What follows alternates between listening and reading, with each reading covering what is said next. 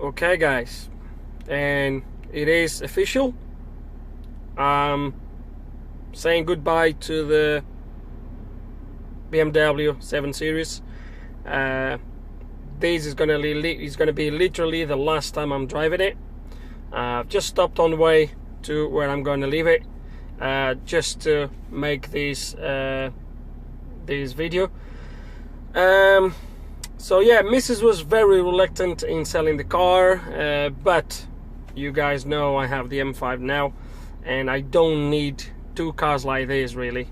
What I need now really is a little run around to drop the girls to school, to go shopping, small journeys around the city, which, to be fair, I always had a car like that. I used to have, well, if I go back, I used to have the Scenic 1.5 DCI, then I had the Smart for 2, then I had the Modus, and nearly for a year now that I didn't really have a run around, and I really need something that's going to be cheap to run, good on fuel, and that's what I need.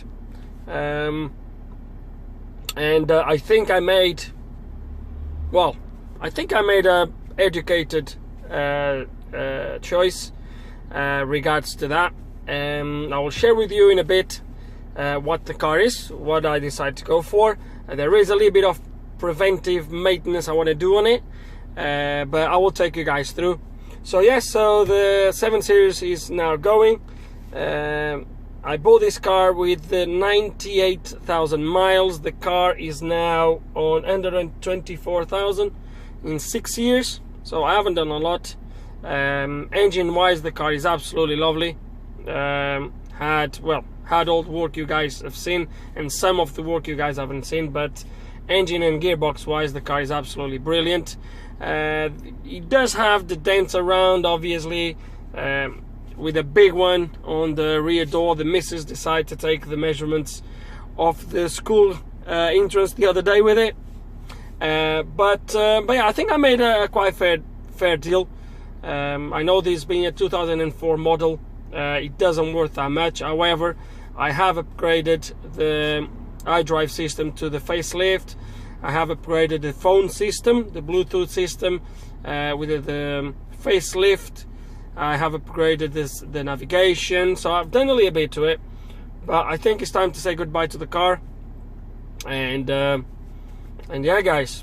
So hopefully the new car will be also some material for some videos, at least on some of the maintenance I'm going to do, and a few more things. But guys, just wait. But for now, yeah, let's gonna drive to where the other car is, leave this one, and hopefully sign the paperwork and get my next car. And here we are on my new set of wheels. Right guys, let me show you what I went for. As I said before, I needed something cheap to run, economic, a smaller car really, and I got these guys.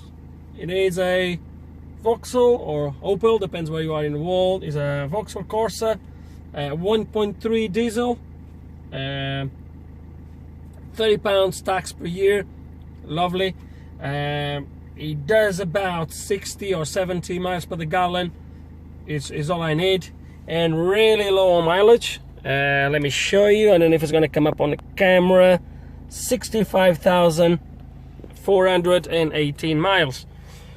So yeah, this is what I got, right guys. The car is really good, even on the outside. There is a small dent at the back, really small. I might try to get that sorted.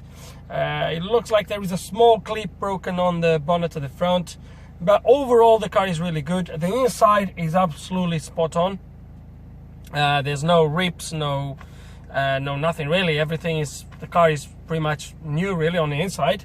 4 doors. I needed a 4 doors because of the girls, the car seats obviously for the girls at the back, so it had to be a 5 doors or 4 doors.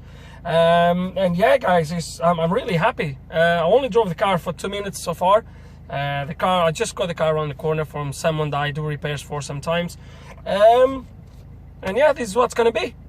It's going to be some videos on this. The car came with one key only, so we'll make a video programming a key. Already have found a key for this, ready to be programmed, so I'll take you through that. As you guys know, these Corsairs, they have a big problem with flooding the ECUs, so we're gonna have to dismantle all that.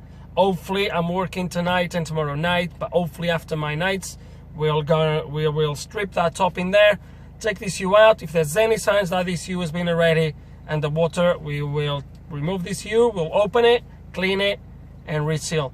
So I'm not gonna gamble with this. So that's it. Everything else looks okay. It needs a good service. Even the guy said it needs a service, oil, filters.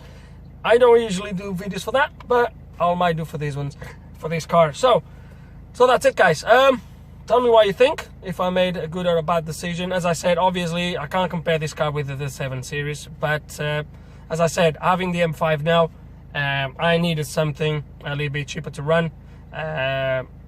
You know, I couldn't have two cars like that. It's just, you know, it's absolutely too much for, especially using the 7 Series just for the drives around. Is you know, it wouldn't make any much sense. So that's it, guys. Yeah, and now I'm gonna enjoy the car, and see you next time on some videos for this or whatever. Stay tuned. See you next time.